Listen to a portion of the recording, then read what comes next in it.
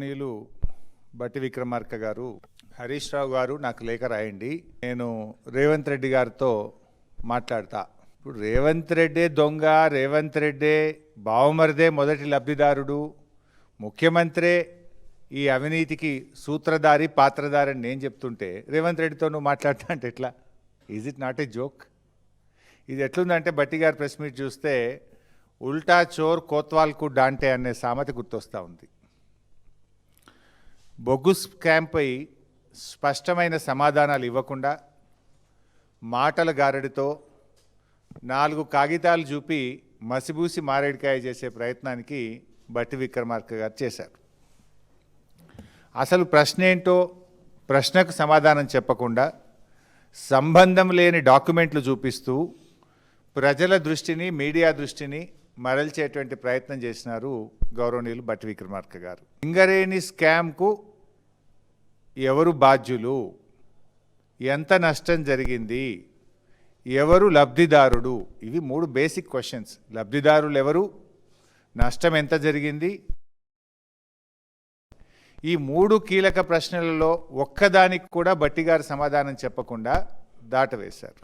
ఈరోజు దేశవ్యాప్తంగా సింగరేణి బొగ్గు స్కామ్పై దేశమంతా కూడా చర్చ జరుగుతూ ఉంది. కానీ బట్టి గారు మాత్రం ముఖ్యమంత్రి గారు, ఆయన బావమరిది భాగోతం బయటపడకుండా కట్టుకథలల్లి వాళ్ళని కాపాడే ప్రయత్నం చేస్తూ ఉన్నారు. తన 40 ఏళ్ల రాజకీయ అనుభవాన్ని అంతా కూడా ఉపయోగించి ముఖ్యమంత్రి గారిని ఈ బొగ్గు స్కామ్ నుంచి బయటపడేసేందుకు బట్టి గారు చాలా విఫల ప్రయత్నం చేశారు. కానీ అటర్ ఫ్లాప్ అయింది. సైట్ విజిట్ సర్టిఫికేట్ అనే అంశంపై బట్టి గారు అబద్ధాలను వండి వార్చారు.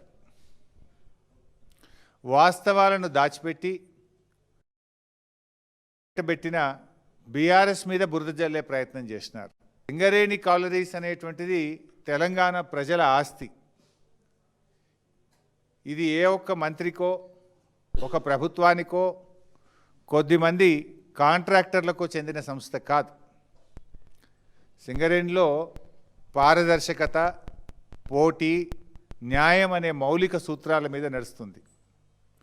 కానీ ఈరోజు సింగరేణిలో జరుగుతున్న టెండర్ ప్రక్రియలను చూస్తే ఈ 3 సూత్రాలను ఉద్దేశపూర్వకంగా మంగళం పాడారు అనే విషయం చాలా స్పష్టంగా అర్థమవుతుంది. సరే, జనరల్గా సింగరేణిలో ఏం జరుగుతుంది? ఏ టెండర్ ప్రక్రియ అయినా కూడా సిఎంపిడిఐ, మెకాన్, ఆర్ఐటిఈఎస్ వంటి పేరున్న సంస్థల నుంచి అభిప్రాయాలు తీసుకోవడము, వాళ్ళ విధి విధానాలు పరిశీలించడం జరుగుతుంది. కానీ కాంగ్రెస్ ప్రభుత్వం వచ్చిన తర్వాత ఈ విధానాలన్నీ పక్కన పెట్టి అవసరమైన చోట వారికి అనుకూలంగా విధానాలను మార్చుకున్నారు. తమ అనుయాయులకు టెండర్లు దక్కేలా, వాటాలు పంచుకునే వీలుగా ఇదంతా చేశారన్నది అక్షర సత్యం.